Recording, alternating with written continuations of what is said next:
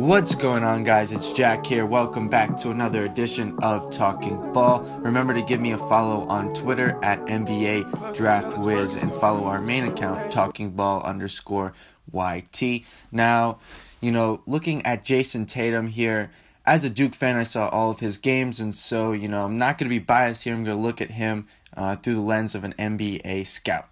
And so Tatum has a number and a versatile array of offensive moves. He's a guy who is one of the more polished offensive scorers that you'll see in this class. And this early sequence is what I think is a good microcosm of his season. As you saw there, the pull-up against Kenny Meeks, again, right here.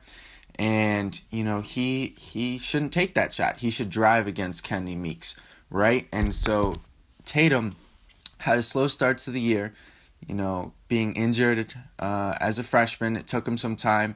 Yes, he did start out pretty strong his first couple games in non-conference, but then after that, he, kind of regressed a little bit in the early part of ACC play. And the thing about Tatum that I like the most is by the end of the year, he had matured to the point where, as you'll see here, as I let this play go continuously, he learns within the game. And that's one of my favorite things. He also likes to make up for his mistakes immediately. And so what you'll see here is after settling for two shots against Luke May and Kenny Meeks that he could have made, he learns immediately and drives right to the basket.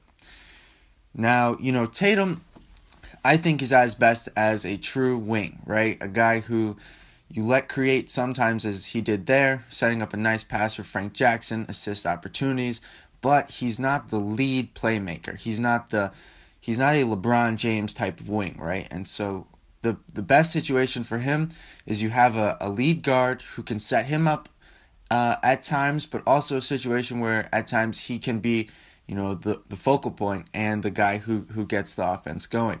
And so there's a common theme this year, really, when he was playing well.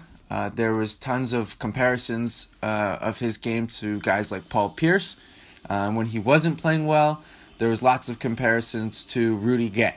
And so with a guy like Tatum, really, it comes down to his shot selection. And, there, you could argue that's a bad shot. But with Tatum, again, he's so, polished from the mid-range area that isn't necessarily a bad shot for him. But he did airball it, obviously, there. I like this play because he brought the ball up and got the offense started and got Grayson. It ended up being a nice jump shot opportunity for Grayson Allen. Here's an NBA opportunity right there. Slides back out to the corner for the open three, pops it, and he looks really good there.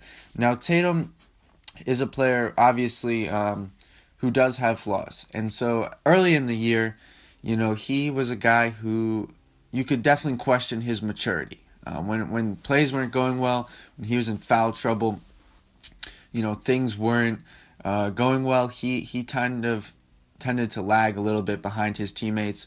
And you could tell that Coach K and the staff definitely gave him kind of an earful about it, because his attitude changed throughout the season. And that was definitely one of the things early on in the ACC play that may have been holding him back, as well as, aforementioned shot selection. And I think part of that also was because of what was going on with the team, right? With all that was going on with Grayson Allen, not having a true point guard didn't help Jayson Tatum, especially early on when they were trying to use him as a point forward.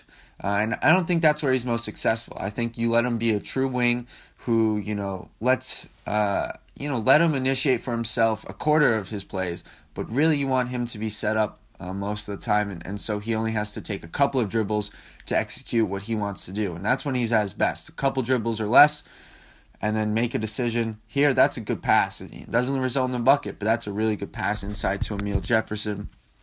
Again, and one thing that I think he wasn't given enough credit for is his defense. He's a pretty good weak side shot blocker. And, his finishing got stronger throughout the year, and that was a concern early on, especially if you watch the Jonathan Isaac video that I did. He did struggle a lot with the length and athleticism of Isaac, and obviously you're not going to be seeing less of guys like that in the NBA. You'll be seeing more, and so that is a bit of a concern. But, again, as the year went on, he tended to do better in those types of situations.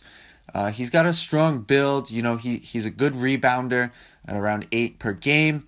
And he's, as I said earlier, he's very confident and comfortable in the mid-range area. And this is a guy who, you know, is one of the more NBA-ready scorers in this class for sure.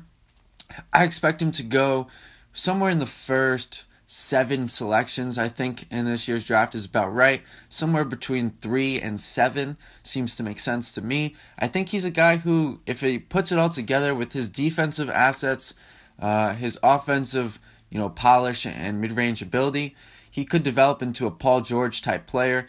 Obviously, the scale for him is, you know, is he Rudy Gay? Is he Paul George?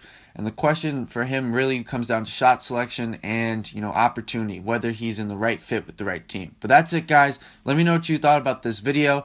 Let me know what you think about Jayson Tatum and what other videos I should do in the future. I'm out.